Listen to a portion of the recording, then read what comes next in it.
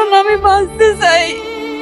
আমি মায়া পোলার মোড় দেখছি, আমার একটু সাহায্য করেন, আমার বউরে ডাক্তার দাম। আপনারা একটা শেয়ারের মাধ্যমে হয়তোবা এই ভাইয়ের অনেক হেল্প হইতে পারে। কত টাকা কত দিকে নষ্ট করে ফেলেন। এই বাচ্চারা দেখছেন, দুটা বাচ্চা দেখছেন, এই ভ্যান চালক সুজন ভাই, উনি এই ভ্যানটা চালায়। ওনার এই ওয়াইফ, তার একটা কঠিন রোগ হয়েছে, ক্যান্সার রোগে আক্রান্ত এবং প্রথম স্টেজে আছে। ডাক্তার বলছে চিকিৎসা করলে ভালো হবে।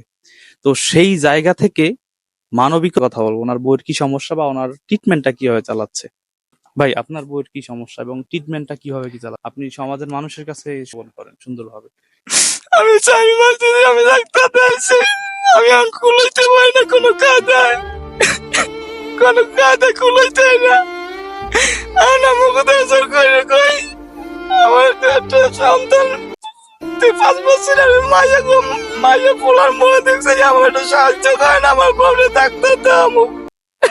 আমি আমি আসলে আমার কথা বলার আমি হারাই ফেলছি যে এই অসুস্থ এই আমাদের যে বোন দেখেন, সে আমি তার সাথে বোন, ভালো আছেন আপনি? ইনশাল্লাহ আপনি সুস্থ হয়ে যাবেন, টেনশন নিয়েন না। আলহামদুলিল্লাহ। আপনার শুনে আমরা সর্বোচ্চ চেষ্টা করছি, আল্লাহ ভরসা। আপনি দিন যাবত অসুস্থ, কারণ আমার 2টা সন্তান আছে ছোট ছোট, এদের জন্য আমি বাঁচতে চাই। আপনারা যদি সবাই একটু সাহায্য করেন হয়তো আমি বাঁচবো, কিন্তু আমার এই 2টা সন্তানের মুহূর্তে তাই আমরা সবাই আমার একটু সাহায্য করেন। আমি বাঁচতে চাই, আমার সন্তান 2টার মুহূর্তে চাই, আমার সন্তান 2টার জন্য আমি বাঁচতে চাই। আসলে আমরা বাকরুদ্ধ হয়ে গেছি। আমি রিকোয়েস্ট করবো, আমি সকলের কাছে হাত জোর করে অনুরোধ করবো, এই যে 2টা বাচ্চা দেখতে পাচ্ছেন। বাবা, তোমার মায়ের কি হয়েছে? তুমি স্কুলে যাও? তুমি স্কুলে যাও? আচ্ছা, তোমার নাম কি? সোনালী। তোমার? আব্দুল্লাহ। সোনালী এবং আব্দুল্লাহ, ওনাদের 2টি ফুটফুটে বাচ্চা। আমি অনুরোধ জানাই, আমি হাত জোর করে সকলের কাছে রিকোয়েস্ট করি, এই অসুস্থ বোনের পাশে দাঁড়াবেন, এই ভ্যান চালক বাবার পাশে দাঁড়াবেন, কারণ আপনার একটু সহায়তার জন্য হয়তো বা এই পরিবারটা পুনরায় সুস্থভাবে জীবনযাপন করতে পারবে। এবং ডাক্তার যেহেতু আশাবাদী আশ্বাস দিয়েছেন যে তার চিকিৎসা করলে, ট্রিটমেন্ট করলে ভালো হবে। বিশেষ করে প্রবাসী যারা আছে, আমার প্রবাসী ভাই ব্রাদার যারা আছে, আপনার একটু সাহায্য, একটু সহযোগিতার জন্য হয়তোবা এই ফ্যামিলিটা পুনরায় সুস্থ হয়ে আসতে পারে।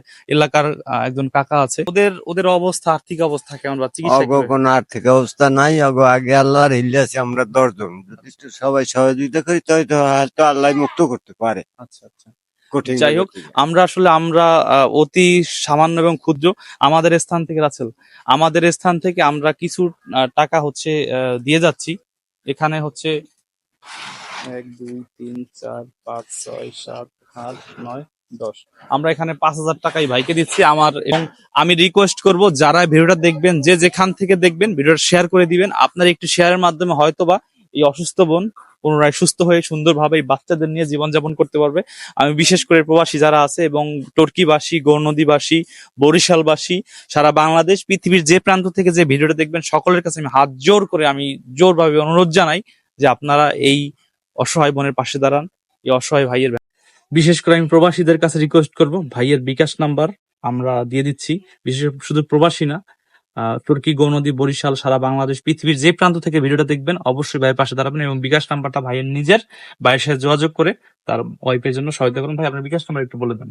01876382889। হ্যাঁ, আচ্ছা, আমি নাম্বারটা ডিসক্রিপশনে দিয়ে দিচ্ছি এবং কমেন্টেও দিয়ে দিব। আপনারা সরাসরি যোগাযোগ করে বাইকে সহায়তা করবেন। সকলে ভালো থাকবেন। আসসালামু আলাইকুম। ভ্যান চালক বাবার পাশে দাঁড়ান, কারণ তাদের ফুটফুটে বাচ্চা। সবাই ভালো থাকবেন। আমি আবারও রিকোয়েস্ট করব, সবাই ভিডিওটা শেয়ার করে দিবেন। আপনার একটু সাহায্য, একটু সহযোগিতার জন্য হয়তোবা এই ফ্যামিলিটা পুনরায় সুস্থ হয়ে সুন্দরভাবে জীবনযাপন করতে পারবে। সবাই ভালো থাকবেন, সুস্থ থাকবেন। আসসালামু আলাইকুম।